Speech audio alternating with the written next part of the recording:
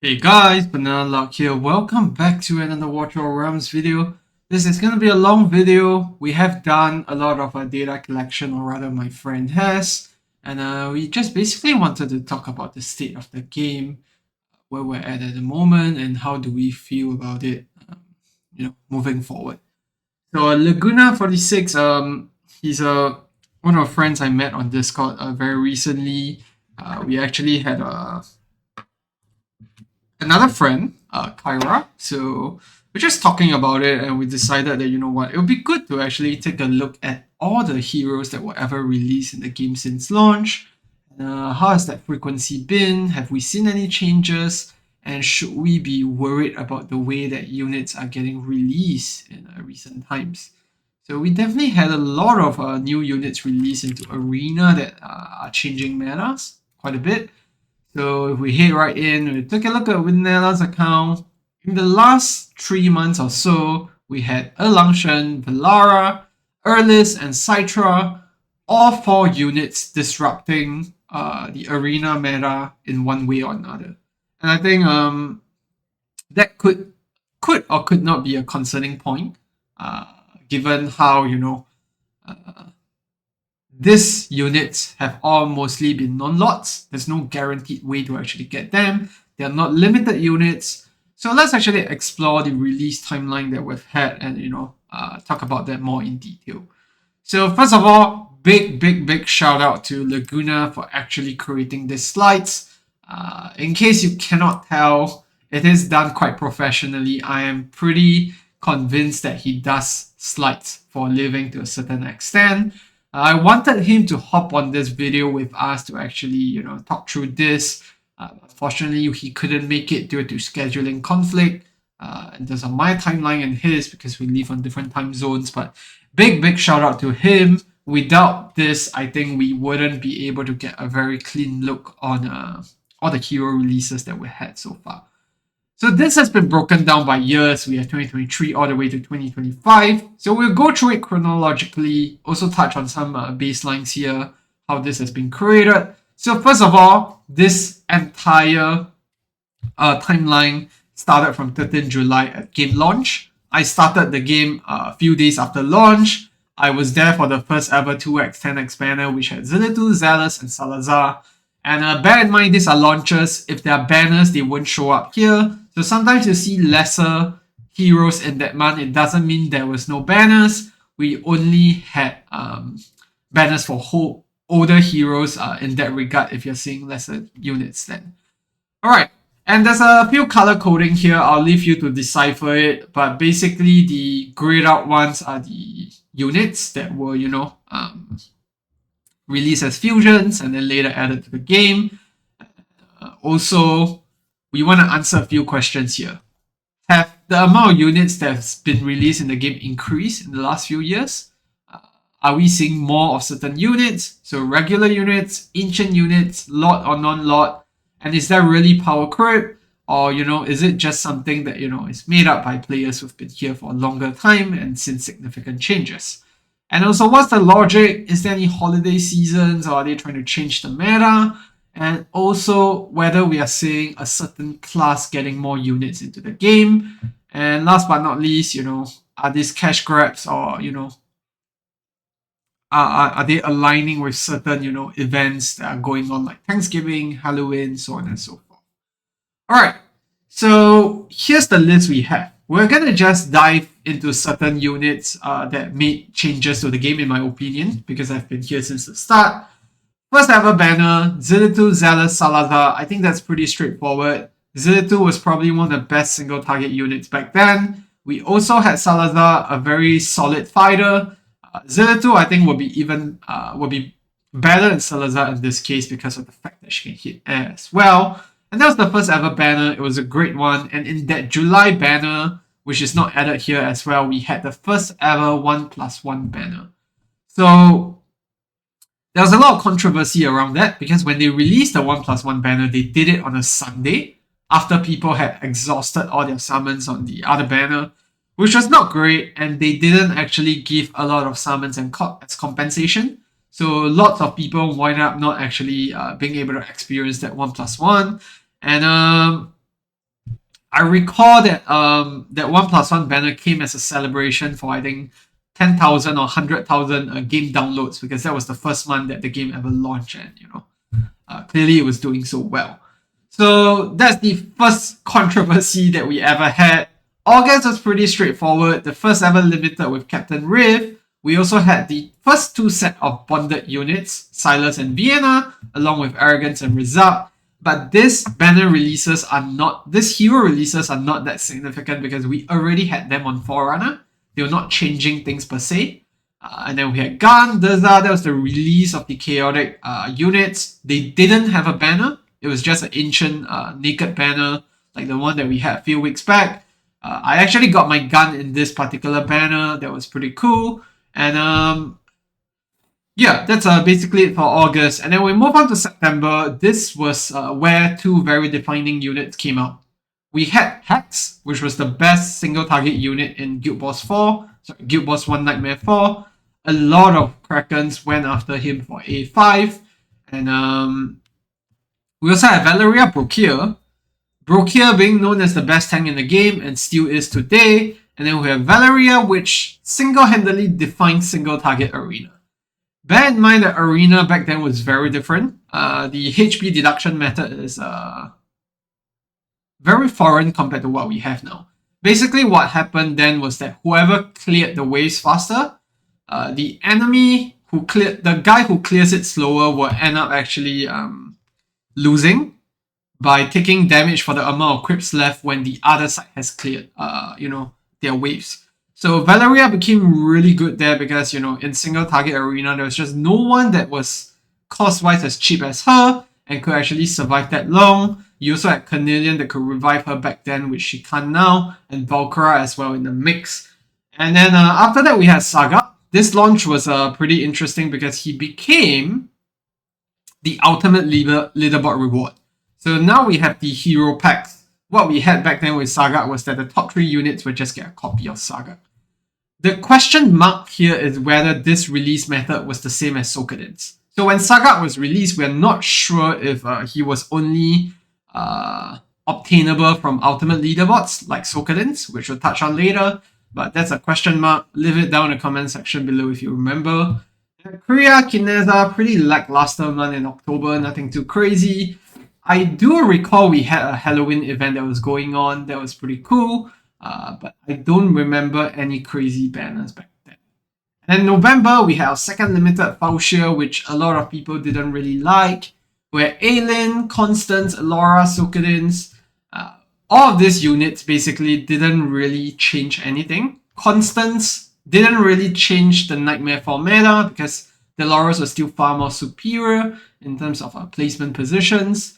And then we had Sokadins, which attracted a lot of controversy because he was not... you cannot summon Sokadins from anything. Ancient banners, rare banners, whatever, you couldn't do it. The only way that you could get Sokadins when he first launched was you had to win the ultimate leaderboard, and that's only for 1 copy for the top 3 placements. And that also meant that, you couldn't really get Sokadins to A1, which is where he's even comparable to Twin Fin in the first place. So there had a lot of controversy back then. We also, I think the Zilitu skin was also another point of controversy where, the only way to get the skin was from the leaderboards. I'm not sure it was around the same time as Sokadins, but I vaguely recall that it was this year, and that also attracted a lot of controversy. And then December, this was a big month. We had the Arbiter release, and alongside with the Arbiters, we also had Alistair as a free unit, which paved the way of, fusions and whatnot that we get. And I think this is pretty common across gachas, but Alistair was a very, very solid unit from both Watcher and Arbiters. A lot of people went after him, and yeah, I was very happy with him back then. And then we had a few other banners, Elder, Ardea, Talon. I don't think this were I don't think these were actual first releases, because these units definitely were there. Ardea for sure was there when the Chaos banners first came out. Talon, for sure not, because it came with the Arbiters. And then we also had Uridin, which was the other new chaotic unit, which was a big letdown as well. And most importantly, in December, we had Boris. So Boris came for Christmas alongside with Gwendolyn. And I believe he was released alongside with Orin, as well as one other unit that I just cannot remember, but it wasn't a good unit. And yeah, the big problem with Boris was that he changed the way that Arena worked. If you didn't have Boris, you were pretty much screwed for anti-air and AoE Arena, and a lot of people didn't actually get him, even though he was a 2x, 10x banner, and I think that was when people started feeling, is this 10x multiplier enough back then?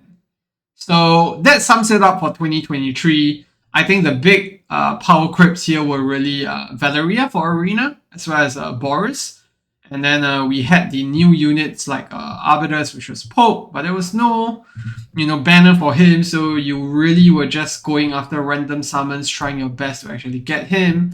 And then we had Hex for Nightmare 4, but that was pretty much it in terms of 2024 releases.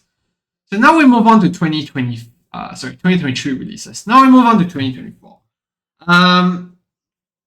A lot more spread out because at this point we already got to the point where we were at Forerunner parity more or less. We were maybe 1 or 2 months behind when it came to units. So we had Demi and Emerald Claw banner. That was a pretty bad one. Everyone knew Emerald Claw was bad. Ever since after the Urilan experience, we knew to steer clear from him. And then we had Crowdor as a fusion during the Valentine's Day event. And that was also when we got Last and also a huge arrogance buff. So a lot of people went after A5 Last, especially the Krakens. And that actually changed the meta again for Nightmare 4 because Hex didn't have his exclusive artifact back then. So Last was actually on par with Hex in terms of cube boss damage.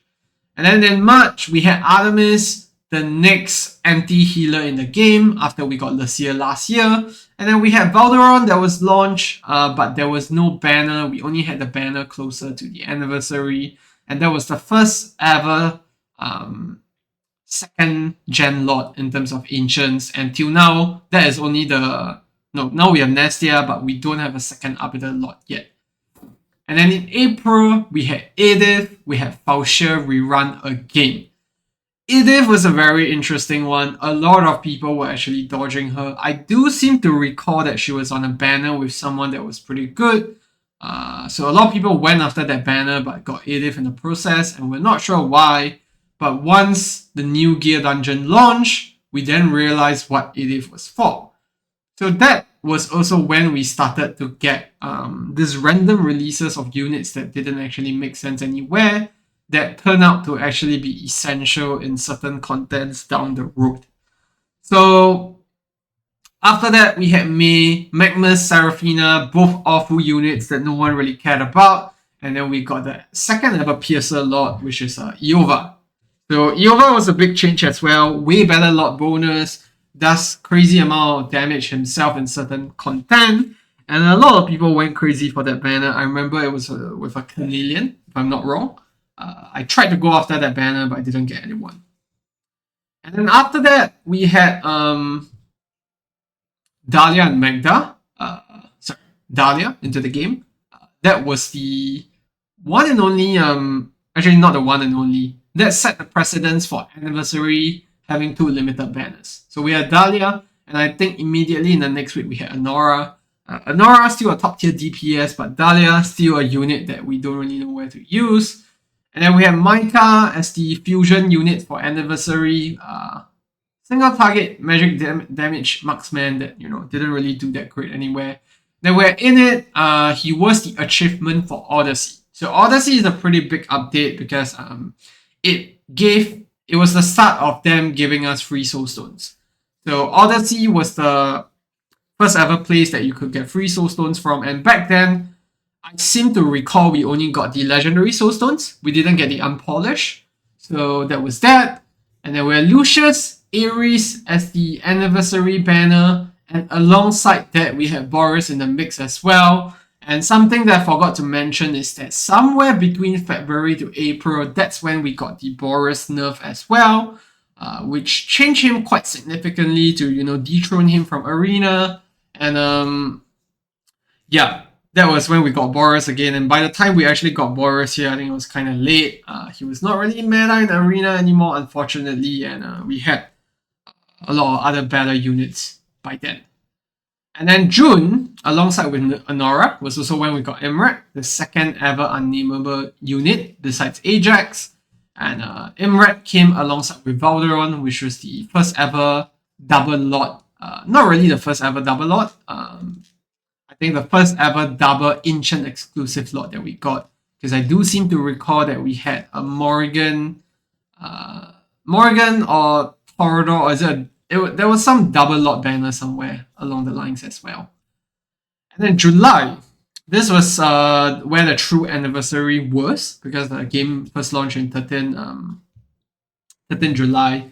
So Jira does not look like much, but this is when we actually got the first ever Pope banner.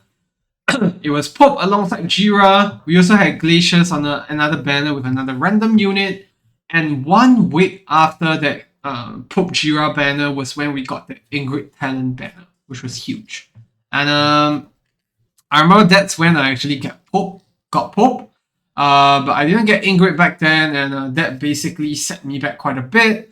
And yeah, that was when Arena significantly changed quite a bit, because Ingrid became the go-to unit for both AoE and anti-air, which reminded me of the time where we actually get Boris, and which actually changed things quite significantly for us arena-wise.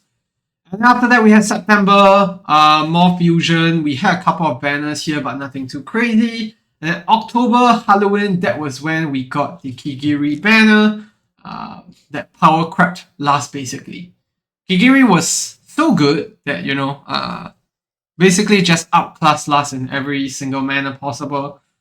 The launch of Kigiri was also quite crucial in the sense that that's roughly when Samura came out, and Samura needed a Dispeller, which we had Lucius back in June, but Kigiri was just a way more reliable source of Dispel compared to Lucius, and a lot of people went after him. Even at A0, he was performing great. Then with Xeris, we also got the introduction of Apex Arena, which is when Alex came out. And then we had Celine, Twyla, nothing too crazy. Twyla, when Twyla was added, we also got a Bond. That was for Twyla and Hex. And then November, we had Beatrix and Lord Finis. Lord Finis by then was kind of lackluster, because a lot of people were hitting 50k already, so not too sure why Lord Finis was released back then. Didn't really see a use for him, but people did actually start using him in Abyss 1 runs eventually this year. So we had December then. This was a big one for a lot of reasons. I recall that December was also when we had the Summoning Fiasco, where people uncovered that the Divine Banners were rigged in such a way that, you will always get your legendary at fixed points in time. And certain people had a system where, they'll always get a legendary on their first divine summons. That, alongside with Callista and everything, we had a lot of changes there. We had a lot of free soul stones. Shortly before this was also when we got the unpolished soul stones. And alongside with the Callista event where she was given out, we also got a free unpolished soul stone.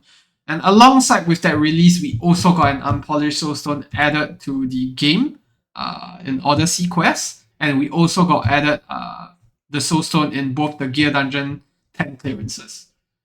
And after that, we had Tallulah, lackluster healer, Lyra. Lyra was an interesting banner because we are having one right now. The Lyra pick your own banner thingy, where you could pick any non-lot you want from rare summons to be paired with her. So that was the first ever banner that we had.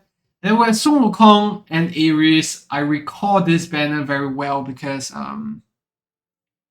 17 legendaries, 2 Sun Wukongs. I will always remember that, because that was the first time I actually saved up. I had, I think, 1,400 or 500 summons or so, and only managing to snag A1 Wukong there was pretty bad. And this was also when we had the Ingrid Ardea rerun, which was my second chance at getting Ingrid, and unfortunately, we missed out on that again. So 2024 was a pretty big year. We caught up to Forerunner. We had 6 different limited banners, and amongst those 6, 5 of them were actually new units. So it's crazy. And we also had Lady Alexandra, which pushed people to focus on Arena even more. But there was only 2 non-lot ancients in the entire year, and that was Admiral Claw and Jira, which, both units weren't really meta at any point in the game. I think it's quite usual that we had 3 different, in the anniversary, where we had crazy banners. Because in June, July, we basically had Imrat, Valderon, Pope, Ingrid, as well as those 4 banners coming in. So, but other than that, it was a pretty loud period. The next big banner we had was in December. We had another Pope banner, if I'm not wrong, and we also had the Ingrid Ardea banner, which most people were gunning after. So yeah, that's 2024. Actually, correct me. I want to correct myself. I didn't get Pope in July. I only got Pope in December because I remember suffering without him for quite some time. I couldn't use Pope in my Samurai team because I didn't have him. I had to use a Nightmare and I forgot which other team it was, but it was a pretty budget team that we had going on. All right, that wraps it up for 2024. Now we move on to 2025, which is another year of power creeps. First of all, we had Raiga added to the game in January. This was after a lot of hype where people were saying and thinking, will Raiga be like Ingrid again, redefining Arena once more? Fortunately, he did not, or maybe unfortunately, because I think this was one of the few lackluster ancient exclusive lots that we got. We also got Yuri, nothing too crazy there because by then Lady Alexandra sort of had her foothold in Arena, so Yuri didn't seem that impressive. And then we had Beelzebub, yet another inspiration unit, but nothing too crazy there. People were going after his A3 to replace Dolores, but that was basically it. We didn't really see any use for him until much later on. And then February, this was a huge one. We had Tiao Chan added to the game. And Tiao Chan basically changed the way the arena worked. Without her at A1 on the new arena maps that released a couple of weeks after Tiao Chan came into the game, you just simply couldn't place well in arena at all. And then we had Liu Bu that went alongside Ardea as another AoE chaotic unit for arena. But by then, it was sort of cemented in that, Ingrid was the best unit to have in terms of, AoE matchups. And then March, April, another lull period, nothing too crazy. We had Talent released then, but didn't seem quite useful there. And then after that, we had May, which was when we got the Poison Trio release. This was pretty big. We had Numera, Nestia, and Vaughn all released in the same month. Nestia and Numera on the same week, and then Vaughn released in a subsequent week. And that redefined things because that's when we also had Abyss. And with this addition to the game, people now had 2 options in Esotericis or Infernos as the magic damage dealers for Abyss, which was great because before that, you simply had no way to actually break through the Abyss 60k threshold if you did not actually have Sokedins at A1. And then we had Cassel, a very lackluster ancient unit once again. And then June, we saw Nerissa release alongside Karosa. Karosa had already been a Forerunner unit for quite some time. So free unit, no one was really looking at it, but Nerissa was a big one. We finally had another AoE damage reduction unit. And this also paved the way towards Esotericis being the new meta across the entire game. Because Nerissa was also Esotericis, and we just had Nestia, which was an Esotericis slot that was launched in the month before. And then July, very recently, this is when we got Moraiden, we got Astra as a free unit again, and then we got Velara. Velara, another unit that changed how Arena was like. It's the same situation as what we had with Boris and Ingrid, where Velara just took over anti-air and Arena, and she was also the first ever tactician. And shortly before this was also when we got Malric Trials, and Velara just simply dominates that mode very well. And Talin also became a lot more noticeable when Maoric Trials came out, because people started to realize that she could self-sustain as a ground unit, even without any healers in her range. And Talent was actually, when released, we thought that was the new taxation unit, because the devs had already hinted a lot of times that, new units were coming, and,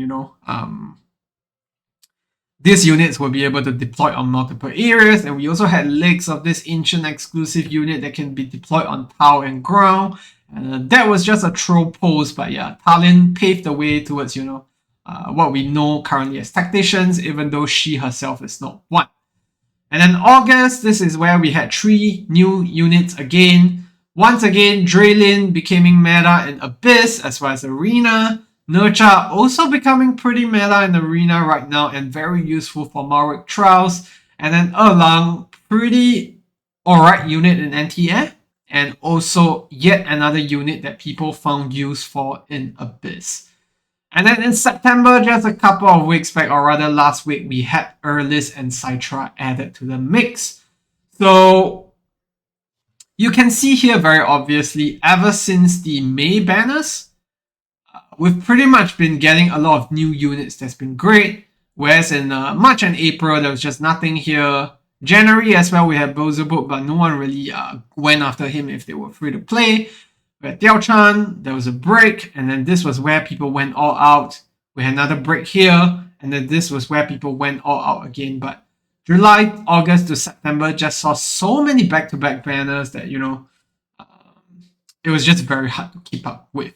And that's exactly what we want to talk about. So in the concluding remarks for this calendars here, you can see we had way lesser limited units than we had last year. And one more is probably expected in the end of the year, or maybe even 2, one in October and one in December possibly. And yeah, Valara was the game-changing unit this year round, but the very big difference here is that Valara is a non-lot. There's no way to actually guarantee getting a non-lot, which is quite a big problem in my opinion. And yeah, 5 different non-lot ancients were released this year. And you compare that to last year, we only had 2. And the previous year, we had a couple, but I don't think... Sorry. 2023 was really a good comparison, because this was when we were trying to approach parity with Forerunner in terms of new units, and yeah. So that sums it up for the timeline. Let's now actually get into the data. So on the very right-hand side here, we actually had the original heroes that were released the moment that came into the game. There are a lot of noticeable units here that were on banners that we didn't really get to talk about, like Hatsut. We also had... actually, Hatsut was pretty much the one of the OG units that was pretty crazy there. Nyx as well, becoming meta at one point in NTA. Valkyra somewhere along the lines when Arbiters came out. Rest of the units, not so much. Statram had his time to shine as well. But the OG heroes here are really, not that crazy. And here we have the breakdown of 2023 to 2025. So, 4 new ancient lots in 2023. I think there was Gun, Pope, Cyrus, and another guy. And non-lot ancients, we had 6, but bear in mind that, this was just more of us achieving the same pace as Forerunner. And in total, with all the regular units, we basically had 30 new heroes coming to the game. And in 2024, we had 35 units, 6 limiteds. This is not accurate, it should be 5. We should not be including Falshir. We have 5 new lots, only 2 non-lot ancients. And then 16 regular new units again, but we had a lot of free units that came, we had a lot of free heroes that came in the form of fusion, shut summons and all that. And that was great. In total, we achieved 35 units at the end. And then 2025, this is where we saw 2 lots, but 5 non-lot ancients, 2 limiteds, 13 regulars, and 2 free units so far, which brings us to a net total of 24. And we are approaching almost to the end of the year. We are 75% through. It looks like we will likely not be able to achieve as many new units as we have last year. But to be very fair, we have actually managed to reach parity with Forerunner. So Forerunner basically gets new units almost at the same time as us now. But in 2025, we did have a lot of new content coming in. We have Maoric Trials, we have Abyss 1, and we also have another new Maoric map coming up. We also have Cerberus, which is the new Apocalypse boss. So a lot of new content coming up in 2025 to catch up, because I think one main feedback in 2024 was that we were having way too many new units for no place to actually use them. And then now in 2025, we are approaching a reverse where we have too many units to go for that are needed in too many areas, but we aren't actually able to, go after it. So I know it's a bit hard to condense all this into a concluded statement to say what I feel about it, but I think to sum this all up, we are seeing a big change in terms of non-lots. I think you can see it's a direct reversal from 5 lots released to 2, but instead we have 5 non-lot ancients, and non-lot ancients are not guaranteed at all. I think this is one of the biggest complaints that whales have been making. And we also have a lot of limited units last year that were released that people still do not have all copies at A5, which are also required for Abyss. So we're going to now touch on a few things that I want to propose that could change or improve the game. But I think it's pretty clear that must-have units that we've had in 2023 compared to 2024 to 2025, that has increased significantly in the game. I think right here, we had a lot of skippable units, but when we get to 2025, a lot of these units, once skipped, can really impact where you are in the game. So yeah, let's move on to the proposed changes that we have. First of all, limited banner PD. I think that limited banners need to change right now. Like, I don't understand why they didn't respond to my video. We had a pretty long video a couple of weeks back after the pick your own limited banner, which was great. But in implementation, it was awful because limited banners are not designed in a way where, it actually encourages you to save. So right now, the banner PD only procs once. You only get the limited unit guaranteed once, even if you pull thousands and thousands of summons, you could actually wind up with only one copy of them. And I think that's not right, because the way that the limited units have been positioned right now, you need more than one copy of them. You might actually even need A5. We have a lot of unpolished soulstones these days, but we also have more and more units that, are not achievable because of the way that limited banners work.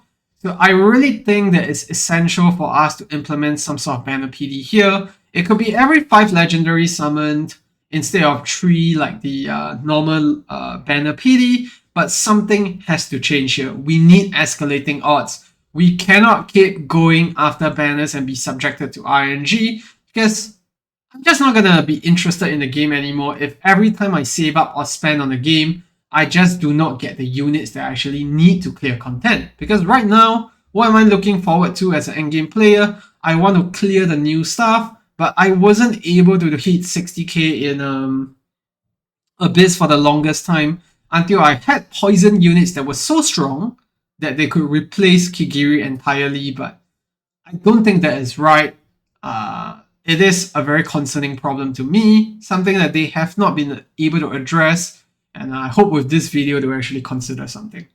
Next thing, banner PD. We got this around the mid of this year. It is a great implementation, but I've said it from the start. What if the banner is paired with something that you do not need, which is what we got last week when we had Ares and Earless launch into the game at the same time, and a lot of people got their banner PD consumed by Ares instead. They need to change that, because if you want people to pull, you want to encourage them to do it, and banner PD only procs once, the least you could do is, fix it on the new unit. So make it guaranteed that I'm going to get the new unit at 3 legendaries. Even then, it takes you 600 summons, which is absurd, because it means that with all the new units that we've been getting, I will need what? Thousands and thousands of summons to actually get to, the first copy to be guaranteed.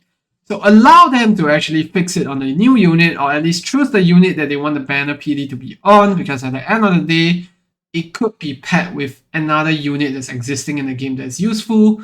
But right now, the way that we have it, it's just really unfortunate. People are getting very discouraged, especially when you realize that a list starts getting used in every single part of the game. And last but not least, we have Ancient PD for non-lots. I touched on this very much in detail throughout the whole banner evaluation. We're looking at all the units that are released, because I think this is a very, very big problem. 5 non-lot Ancients released this year. 3 of them are essential in Arena, and there's no way for you to guarantee to actually get them. For context, I put 0 non-lots for 3 of these banners, and I simply just didn't have the chance to actually get any of these units at all. I didn't even get a non-lot. That's how crazy it is. And that was in like 400, 500 summons. And even before that, in the previous year, we had a dry spell of over 600 ancient summons where we had no non-lots. And bear in mind, I don't spend. Even if I do, it's seldom. I did spend for the first two Ingrid banners. I didn't get anything. And I think it's the same case here. If you are a spender, I think it's just super discouraging to actually go into ancient banners with no guarantees, no safeguards whatsoever to say that you will actually get non-lot units here. And something needs to change here. I'm pretty sure that people across the board, Krakens, free-to-play players, will all agree that we need non-lot PD. It's been long enough. Even if they implement it now, I've gone 1,200 summons without a non-lot. I'm never going to recover from that, if I can be honest. But at least, improve the way that things can be moving forward. And of course, add a counter since non-lot and lot PD could stretch over 300 summons, and you could wind up not being able to track both at the same time. And I think just add a PD counter for goodness sake in the game itself. We already have a summoning reward milestone counter there. Why not just add one for PD? And yeah, I think that pretty much sums it up. It's a very long video. If you stayed through the entire thing to actually hear everything that I said, describe all the banners, thank you for tuning in. I really hope that this gets to the devs and we can really have some changes moving forward, because I am personally not a fan of how the game is moving at the moment. If they are going to release a ancient exclusive each month that's needed in every single arena, as a free-to-play player, you get 70 ancients at most. So every 3 months, you get a guaranteed lot. You don't get a guaranteed non-lot, so you could just go forever without the meta units to actually still have fun in the game. Because right now, the way the game is designed, it's not encouraging people to have diversity in terms of the units that they can use. I get that ancient units should be the best in the arena, but they are not. They should not be the only thing that works in arena. We should have other teams that could still do well and not be just dog crap terrible. Because right now, it is the case where if you don't have Diao Chan, you're not going to do well in arena. If you don't have Valara, you're not going to do well in arena as well. Even if you have Ingrid, which is just another layer of power creep happening. You can have Ingrid now, but she's not going to do anything unless you actually have Valara. And I think that's just a really sad thing to think about. So yeah, that's pretty much it for the video. Let me know what your thoughts are in the comment section below. I might actually write up a in-game suggestion once again, but I think the best way for us to actually get our voices heard here is to actually, leave a like, comment on this video, send it to the devs and whatnot. We really need to get our voices heard, because at the end of the day, we all love this game. I love this game too, but I'm really not in favor of the direction that it's going. 3 ancient exclusive units release, in 3 subsequent months, and all of them are going to be meta in upcoming content. Valara is really useful in Malric, useful in Arena. She's useful in Boris Codex also, and we also have the new Malric Trials with Valara. It's going to be great for, because even though it's a ground focused Malric Trials, Valara can be deployed on both ground and platform. So yeah, it just really sucks moving forward, knowing that, new content like Zerberus as well, it's gonna need Valara for sure, but, a lot of players are gonna miss out on rewards just because they don't have a single unit. So yeah, that's enough of me ranting. Thanks for tuning in. I hope you guys enjoyed the video. I hope it gives you insights. This is coming from someone who has played the game since launch. I still love this game, but there are just aspects like this that really drive me away from the game sometimes. But I love the community. I love the people that I'm helping and the people that I've been speaking to. So that's why I'm here. And I really hope that the devs consider some of this. So yeah, that's gonna be for the video. Thanks for tuning in. See you in the next one. And yeah, thanks for watching. Goodbye.